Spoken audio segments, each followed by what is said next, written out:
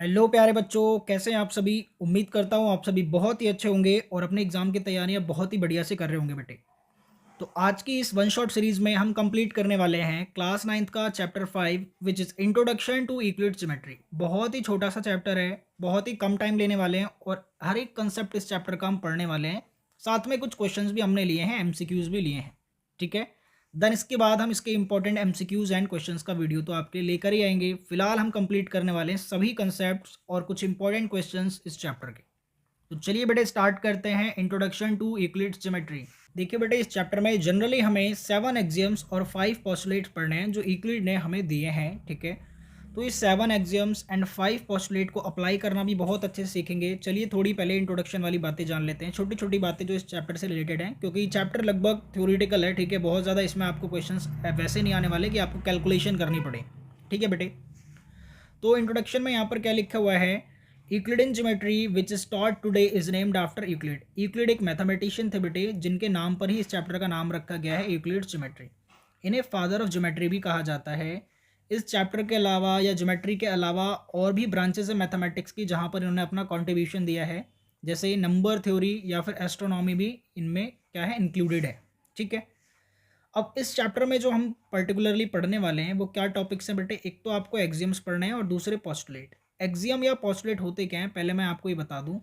ये जनरली ऐसे स्टेटमेंट हैं जो कि लॉजिकली जस्ट बताए गए हैं, लॉजिकली बताए गए हैं, इनके लिए कोई प्रूव करना नहीं पड़ा है। ठीक है, जैसा कि आप जानते हैं एग्जाम्स में हम क्या पढ़ते हैं कि अगर कोई दो चीज़ें एक ही चीज़ के बराबर हैं तो वो आपस में भी क्या है, बराबर हैं। है ना, इसी तरीके की हम कुछ बातें करने वाले हैं। 7 एग्जाम्स प्लस 5 पोस्टुलेट्स हम यहाँ पर कंप्लीट करेंगे। ठीक है बेटे, एक्सियम और postulates are the assumptions which are obvious universal truth. ठीक है, यूनिवर्सल ट्रूथ मतलब वो हर जगह पर क्या होगा, फिट बैठेगा, कहीं पर भी इसे गलत ठहराया नहीं जा सकता। इन बातों को मैथमेटिक्स के अलावा भी जो आपका कोई डेली लाइफ का फील्ड है तो वहाँ पर भी ये चीज़ें वैलिड होंगी। फॉर एग्जांपल जैसे मैं बताता हूँ आपको, यहाँ पर एक एक्सियम हम पढ़ते हैं बेटे कि अगर दो चीज़ें किसी एक तीसरी चीज़ के बराबर हैं तो वो दोनों चीज़ें आपस में बराबर हो जाएंगी। ठीक है, हम यहाँ मैथमेटिक्स में नंबर्स की बात करते हैं, लेकिन अगर आप बाहर कहीं डेली लाइफ के एग्जाम्पल्स में बात करना चाहें तो जैसे मान लीजिए कि एक बिस्किट का पैकेट है जो कि 5 रुपये का आता है और वहीं पर एक दूसरा बिस्किट है, ठीक है, दूसरे ब्रांड का बिस्किट है, वो भी 5 रुपये का आता है, तो दोनों की कॉस्ट एक्चुअली क्या हो गई, इक्वल हो गई। दोनों की कॉस्ट क्या हो गई है, इक्वल। ठीक है, इस तरीके से हम यहाँ पर समझ सकते हैं चीज़ों को। इनका हमें कोई प्रूव नहीं करना होता, ये प्रूव्ड नहीं है। लेकिन थ्योरम्स जो हमने पढ़ी हैं, जैसे सर्कल चैप्टर में या ट्राइंगल चैप्टर में आप थ्योरम्स पढ़ते हैं तो उनका प्रूव होता है। ठीक है, theorems are statement which are proved using definitions, axioms, previously proved statement and deductive reasoning. इन एक्सियम्स का हम यहाँ पर बहुत ज़्यादा यूज़ करते हैं थ्योरम्स को प्रूव करने के लिए। क्लियर है क्या? चलिए आगे बढ़ते हैं और एक एक चीज़ों को अच्छे से समझते हैं। यूक्लिड के यहाँ पर हमें 7 एक्सियम्स पढ़ने हैं बेटे, यानी 7 स्टेटमेंट्स जो यूक्लिड ने हमें बताए हैं। तो उनमें सबसे पहला है things which are equal to the same thing are equal to one another. जैसे फॉर एग्जाम्पल मान लेते हैं कि जो मेरा ए है वो सी के बराबर है बेटे, और जो मेरा बी है वो भी सी के बराबर है, तो इसका मतलब होता है कि ए और बी आपस में क्या है, बराबर हैं। ए और बी आपस में क्या है, बराबर हैं। बोलो क्लियर है क्या बात? ये इक्वेशन 1 है, ये इक्वेशन 2 है, तो 1 और 2 से हम ये कह सकते हैं कि ए और बी आपस में बराबर है। बोलो क्लियर है, इसमें तो कोई बात ही नहीं है। तो सबसे ईजी एग्जाम है, ए सी के बराबर है और बी भी सी के बराबर, यानी ए और बी आपस में बराबर। क्लियर है? दूसरे एग्जाम में यूक्लिड्स हमें क्या बताते हैं, मैं बहुत ज़्यादा टाइम वेस्ट नहीं करने वाला हूँ इस चैप्टर में, क्योंकि बहुत ही छोटा चैप्टर है। If equals are added to equals the wholes are equal. अगर दो बराबर चीज़ों में आप बराबर चीज़ ऐड करोगे तो बाद में भी क्या रहेंगी, बराबर। जैसे मान लीजिए ए जो है वो बी के बराबर है, ए जो है वो क्या है, बी के बराबर, तो आप इधर ए में सी ऐड कर देते हैं और इधर बी में भी क्या ऐड कर दोगे बेटे, सी ऐड कर दोगे, तब भी ये क्या रहेंगे, बराबर। अभी भी ये दोनों क्या हैं, बराबर हैं। जैसे मैं एक एग्जांपल लेता हूँ, आपको पता है 5 जो है वो 5 के बराबर है।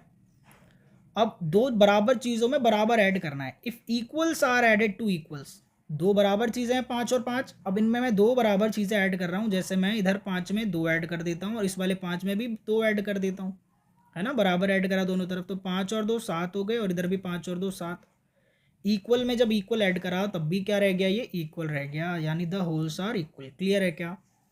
सिमिलरली यहाँ पर सब्ट्रैक्शन के लिए हम पढ़ते हैं, अगर दो बराबर चीज़ों में आप बराबर चीज़ें माइनस कर देंगे तो जो आंसर आएगा वो भी बराबर होगा यार। जैसे यहाँ पर ए और बी पहले से बराबर थे, इन दोनों में से आप बराबर चीज़ें माइनस कर दें, यानी इधर से भी सी माइनस कर दें और यहाँ बी में से भी सी माइनस कर दोगे तो जो आंसर आएगा वो क्या होगा, बराबर ही रहेगा। जैसे 5 जो है वो 5 के बराबर है। अब मैं इधर 5 में से 2 माइनस कर देता हूँ और इस वाले 5 में से भी 2 माइनस कर देता हूँ, देन आंसर मेरा बचेगा 3। राइट हैंड साइड में भी 3, तो 3 इज इक्वल्स टू 3। बोलो क्लियर है क्या बेटे? ठीक है। जो अपना फोर्थ एग्जाम है बेटे, इसमें क्या बोल रहे हैं, things which coincide with one another are equal to one another. देखिए समझिए, things which coincide with one another, ये वाला एग्जाम थोड़ा सा अच्छा है, समझते हैं चीज़ों को। मान लीजिए मेरे पास दो सर्कल्स हैं, क्या है बेटे, दो सर्कल्स, ठीक है। ये मैंने दो सर्कल बना लिए। इस सर्कल का रेडियस अगर दूसरे वाले सर्कल के रेडियस के बराबर है, यानी R1 जो है अगर R2 के बराबर है, अगर रेडियस 1 जो है वो रेडियस 2 के बराबर है, तो इसका मतलब पता है क्या है, इसका मतलब ये है कि पहले वाले सर्कल का एरिया दूसरे वाले सर्कल के एरिया के बराबर होगा और पहले वाले सर्कल का पेरीमीटर दूसरे वाले सर्कल के पेरीमीटर का बराबर होगा। क्यों? क्योंकि बेटे आपको पता है कि सर्कल का जो पेरीमीटर या एरिया है वो किस पर डिपेंड करता है, रेडियस पर। किस पर डिपेंड करता है, रेडियस पर। तो अगर रेडियस ही दोनों आपस में बराबर है तो यानी उनका एरिया भी बराबर होगा आपस में और पेरीमीटर भी बराबर होगा। ठीक है, क्लियर है क्या? क्योंकि रेडियस और एरिया का आपस में रिलेशन है डायरेक्ट। ठीक है, रेडियस जितना होगा उतना ही एरिया होगा, यानी रेडियस दोनों का बराबर है तो यानी बेटे आपका एरिया और पेरीमीटर भी दोनों क्या है, बराबर है। क्लियर है क्या? क्लियर है क्या? चलिए, इसी तरीके से यहाँ से आप बोल सकते हैं कि राइट एंगल्स जो होते हैं, ठीक है, अगर राइट एंगल मतलब अगर दो ट्राइंगल्स हैं, दोनों में 90 डिग्री का एक एंगल है, तो आप वो दोनों क्या होंगे, राइट एंगल्स होंगे। ठीक है, क्योंकि 90 डिग्री एंगल का मतलब ही क्या होता है, राइट एंगल ट्राइंगल। समझ आ रही है बात? ठीक है, चलिए, हालांकि अभी वो नीचे हो सकता है, हम पढ़ेंगे। The whole is greater than the part, ये जो फिफ्थ है ये तो यूनिवर्सल ट्रूथ है भाई, ये जो फिफ्थ है ये तो यूनिवर्सल ट्रूथ है। ठीक है, इसे तो कोई झुटला ही नहीं सकता। मतलब क्या है इसका, फिफ्थ एग्जाम काफ़ी इंपॉर्टेंट है, काफ़ी इजी भी है। The whole is greater than the part. बेटे मान लीजिए आपके घर में एक वाटरमेलन आया, क्या आया आपके घर में, एक वाटरमेलन आया, यानी तरबूज लेकर के आया आप। इस वाटरमेलन के आप बहुत सारे टुकड़े करेंगे और अपनी फैमिली मेम्बर्स को दे देंगे। ठीक है, एक पापा ने ले लिया, ठीक है, एक मम्मी ने, एक सिस्टर ने ले लिया। तो मुझे बताओ, क्या किसी को भी कोई ऐसा पीस मिल सकता है क्या जो पूरे वाटरमेलन से बड़ा हो? नहीं, ऐसा तो पॉसिबल ही नहीं है। यानी जो होल है, होल का मतलब जो पूरा चीज़ है वो हमेशा अपने टुकड़ों से क्या रहेगा, बड़ा रहेगा, हमेशा अपने पीसेस से, अपने पार्ट से क्या रहेगा, बड़ा। एक और एग्जांपल देता हूँ मैं। मान लीजिए कि आपके पास 100 रुपीज़ हैं, आपके पास क्या है, 100 रुपीज़। अब आपने 100 रुपीज़ के ना चेंज करा लिए, यानी खुले करा लिए। एक आपने 20 रुपये का नोट ले लिया, एक आपने 10 रुपये का नोट ले लिया और एक आपने 50 का ले लिया, फिर एक और 20 का ले लिया। ये 100 रुपये हो गए। तो जब आपने 100 के चेंज कराए तो क्या आपको कोई 100 से बड़ा नोट मिला क्या? नहीं मिल सकता भाई, क्योंकि जो होल है वो हमेशा अपने पार्ट से क्या रहेगा, बड़ा रहेगा। हमेशा अपने पार्ट से क्या रहेगा, बड़ा। बोलो क्लियर है क्या फिफ्थ भी आपको? जो पूरी चीज़ है वो अपने टुकड़ों से बड़ी रहेगी, सीधी सीधी बात है। चलिए समझते हैं बेटा sixth axiom. Things which are double of the same thing are equal to one another. ठीक है, मान लेते हैं जो ए है मेरा वो सी का डबल है, सी का क्या है, डबल है। और जो बेटे बी है वो भी सी का डबल है। तो इसका मतलब जो ए है और बी बराबर है आपस में। ठीक है, कुछ नया नहीं बताया यार इन्होंने। ए जो है वो सी का डबल है और बी भी जो है वो सी का डबल है। तो इसका मतलब ए और बी आपस में क्या होंगे, बराबर होंगे। ए और बी क्या होंगे, आपस में बराबर होंगे। ठीक है, समझ आ गई बात क्या? क्लियर है? चलो, नीचे भी इसका सिमिलर है, हाफ कर दिया। मान लो जो ए है वो सी का आधा है, ए जो है वो क्या है, सी का आधा, और बी भी क्या है, आपका सी का आधा। तो यानी ए और बी क्या हो गए, आपस में बराबर हो गए। ए और बी क्या हो गए, आपस में बराबर हो गए। क्लियर है? ठीक है, सबसे पहले वाले एग्जाम की तरह है कि दो चीज़ें अगर किसी तीसरी चीज़ के बराबर हैं तो वो आपस में बराबर होंगी। तो छठा और सातवां जो है पहले एग्जाम की ही तरह है बिल्कुल। ठीक है बेटे, चलिए, अब एग्जाम हमने 7 खत्म कर दिया। अब मैं 5 पोस्टुलेट भी आपको समझाता हूँ, फिर कुछ क्वेश्चंस देखते हैं। ठीक है, पोस्टुलेट 1 क्या है बेटे, a straight line may be drawn from any point two any other point. हमें मान लीजिए कि स्ट्रेट लाइन बनानी है, तो मैं यहाँ पर एक पॉइंट ले लेता हूँ और यहाँ कहीं भी एक दूसरा पॉइंट ले लेता हूँ। इस पॉइंट से इस पॉइंट तक मैं स्ट्रेट लाइन बना सकता हूँ क्या? बिल्कुल सही बात है। तो ये पहला पोस्टुलेट है। ठीक है, कितना आसान पोस्टुलेट है यार, कि अगर हमें स्ट्रेट लाइन बनानी है तो हम किसी भी एक पॉइंट से दूसरे पॉइंट तक बना सकते हैं। तो ये पहला पोस्टुलेट आपका कंप्लीट हो गया कि ए से भी आपने एक लाइन बना ली। दूसरा, a terminated line can be produced indefinitely. जैसे मान लीजिए एक लाइन थी हमारे पास ये, तो इसको ना हम प्रोड्यूस कर सकते हैं, यानी आगे बढ़ा सकते हैं। जैसे हम ऐसा करते भी हैं, देखो कहाँ करते हैं, बताता हूँ मैं। जब हम ट्राइंगल्स या सर्कल्स कोई भी चैप्टर पढ़ते हैं, टेंजेंट्स वगैरह, हमें कुछ प्रूव करना होता है। लेट हमारे पास एक ट्राइंगल है ए बी सी, ठीक है, ए बी सी।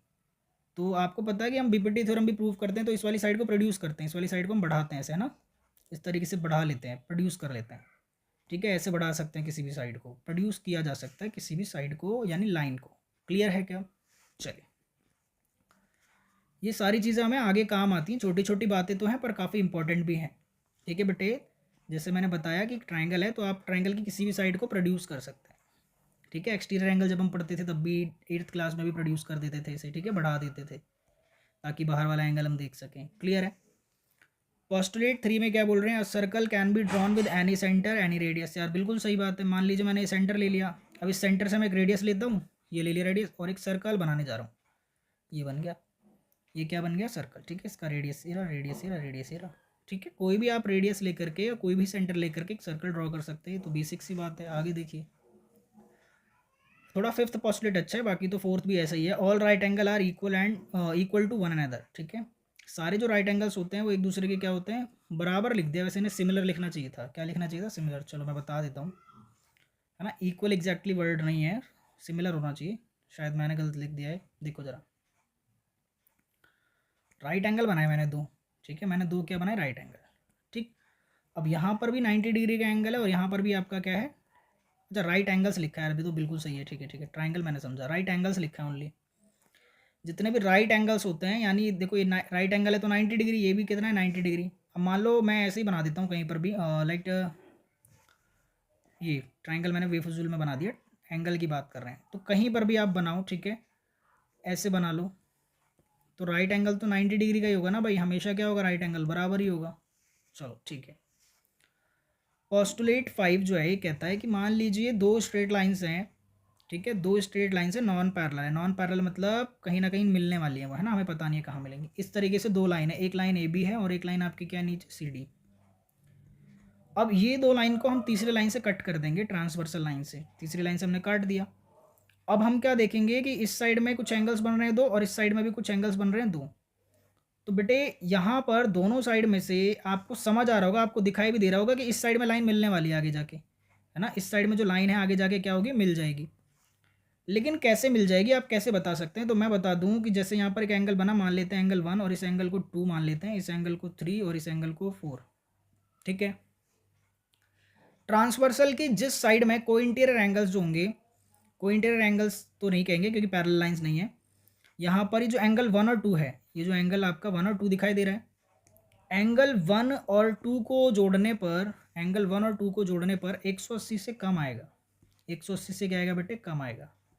इसीलिए लाइन जो है इनकी साइड में मीट करेंगी। लेकिन अगर मैं बात करूँ 3 और 4, एंगल 3 और 4 को जब मैं ऐड करूँगा तो यहाँ पर 180 से मेरा बड़ा आएगा। आंसर मेरा क्या आएगा? 180 से बड़ा। क्योंकि 180 से मेरा आंसर बड़ा है तो इसका मतलब क्या है कि इस साइड में लाइन आपकी मीट करेगी नहीं, ठीक है। 180 से बड़ा सम आएगा तो नहीं मीट करेगी, 180 से छोटा आएगा तो उस साइड में लाइन आपकी मीट करेगी। यही बोलता है पोस्टुलेट नंबर 5। क्लियर हो गई क्या बात? ठीक है, तो यहाँ तक हमने समझे 7 एक्सियम्स एंड 5 पोस्टुलेट। चलिए देखते हैं आगे क्या क्वेश्चन है। नहीं, कुछ सिंपल डेफिनेशन रह गए यार। पॉइंट किसे बोलते हो बेटे? A point is that which has no part. Point क्या होता है? ये मैंने बना दिया, जैसे पॉइंट है, ठीक है। पॉइंट की ना डायमेंशन नहीं होती कोई, नो डायमेंशन, ना लंबाई होती है ना चौड़ाई होती है। A point has no dimension, ठीक है। लाइन क्या होती है? A line is a breadthless length, ठीक है। देखो कैसी डेफिनेशन लिखी है, a line is a breadthless length. ये लाइन है, ये लेंथ है, लेंथ है ना, इसकी कोई चौड़ाई नहीं है, ठीक है। या फिर लाइन की एक एग्जैक्ट डेफिनेशन होती है, a line is a collection of points. A line is a collection of points, ठीक है। बहुत सारे पॉइंट से मिलकर के एक लाइन बनती है विच हैज़ नो एंड। दोनों तरफ इसका कोई एंड नहीं होता, ना इधर ना इधर। The ends of a line are points, ठीक है। ये जो जहाँ पर लाइन एंड कर रही है इसे क्या बोलेंगे? पॉइंट्स बोलेंगे यार। जहाँ भी खत्म होगी वहाँ कोई ना कोई पॉइंट होगा फाइनाइट, ठीक है। जहाँ भी लाइन खत्म होगी दोनों तरफ क्या होता है? एंड पॉइंट्स होते हैं, कुछ ना कुछ। A straight line is a line which lies evenly with the points on itself. Straight line क्या होता है यार? देखो बार बार वही चीज़ आ रही है। Straight line is a line which lies evenly with the points on itself, ठीक है। तीनों डेफिनेशन को आप मिला सकते हैं आपस में। बहुत सारे पॉइंट है, ठीक है। ये point point point point point point evenly laid है इन सभी पॉइंट्स पर। देखो मैंने इतनी अच्छी स्ट्रेट लाइन भी बना दी है ना, सारे पॉइंट्स पर क्रॉस करते हुए जा रही है, तो ठीक। सरफेस क्या होता है? जिस पर दो डायमेंशन होती है बेटे, लेंथ और ब्रेथ, तो सरफेस बोलते हैं उसे। जैसे ये मैंने सरफेस बना दिया, ठीक है, रेक्टेंगल, तो इसकी ब्रेथ है और ये क्या है? इसकी length. The edges of a surface are line, जो इसकी एजेस होती हैं सरफेस की, जैसे ये एज है, ये एक एज है, तो ये लाइन से हैं, क्या है lines. A plane surface is a surface which lie evenly with the straight lines on itself, ठीक है। ये तीनों भी आप एक साथ पढ़ सकते हैं। अब यहाँ पर कुछ क्वेश्चंस हैं जिन्हें आप देख सकते हैं जल्दी से, और इस चैप्टर को हम खत्म करने वाले हैं। थ्रू 2 पॉइंट्स डैश, मतलब यहाँ पर 4 ऑप्शन दिए हुए हैं। A unique line can be drawn, no line can be drawn, 2 lines can be drawn, more than 2 lines can be drawn. बेटे यहाँ पर कितने पॉइंट्स हैं, यहाँ पर 2 पॉइंट्स हैं। कितने पॉइंट्स हैं, 2। अगर 2 पॉइंट होंगे, मान लेते हैं ये 2 पॉइंट है, अब दोनों से मेरे को एक लाइन को पास कराना है, तो सिर्फ मैं एक ही लाइन ड्रॉ कर सकता हूँ। इस एक लाइन के अलावा कोई और लाइन यहाँ पर ड्रॉ नहीं कर सकता मैं। तो option number A is the right answer, a unique line can be drawn. क्योंकि कोई भी दूसरी लाइन अगर दोनों पॉइंट से पास कराएंगे तो सेम लाइन आ जाएगी, कोई नई लाइन नहीं बनेगी। अगर मैं बात करता सिंगल पॉइंट की, सिंगल पॉइंट होता तो यहाँ से तो बहुत सारी लाइन पास होंगी, बहुत सारी लाइन पास होंगी, ठीक है।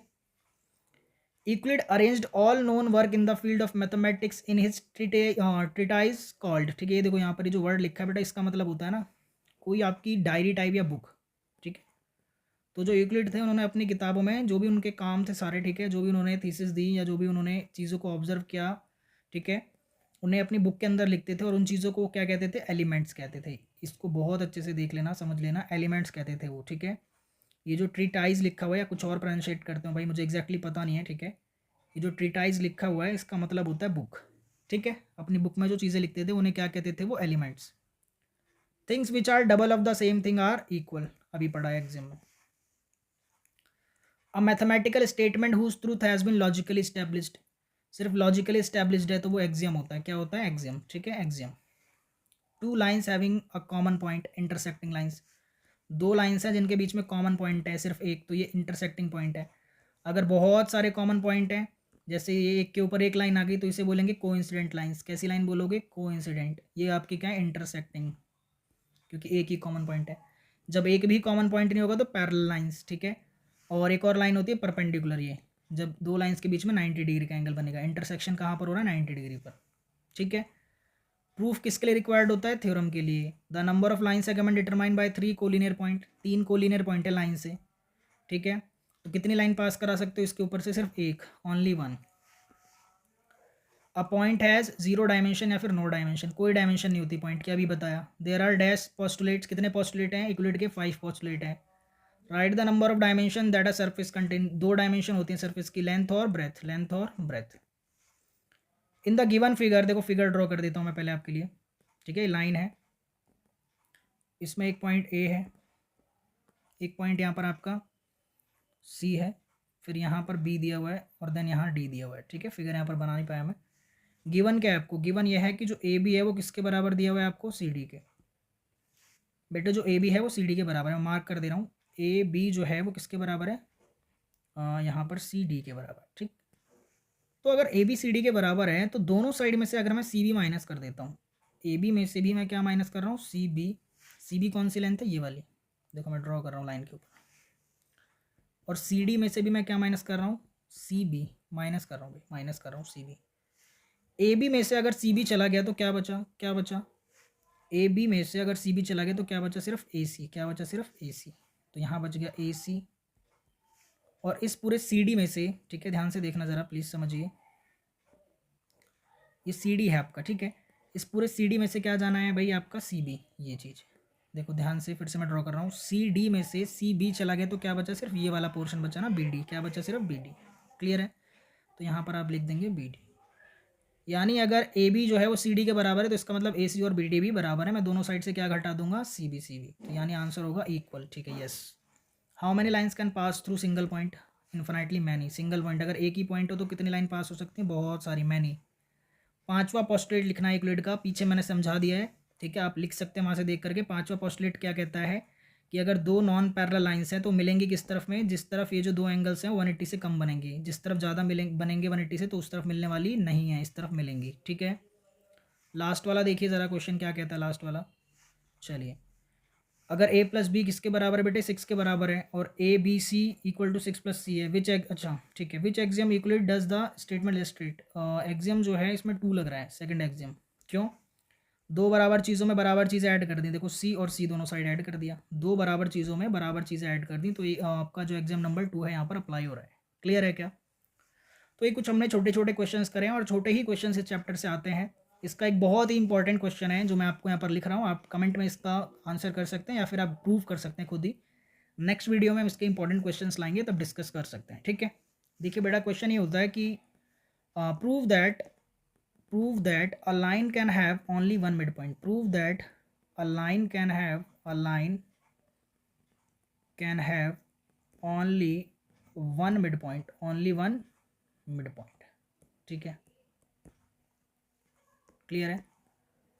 तो काफ़ी इंपॉर्टेंट क्वेश्चन है, ठीक है, आप इसे कर सकते हैं।